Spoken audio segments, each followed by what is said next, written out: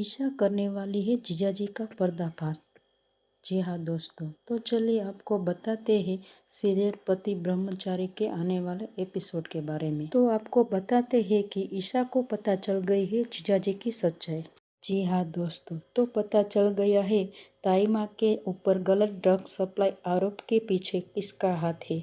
जब ईशा को जीजाजी पर शक होता है तो जीजाजी ईशा को धमकाने लगते हैं।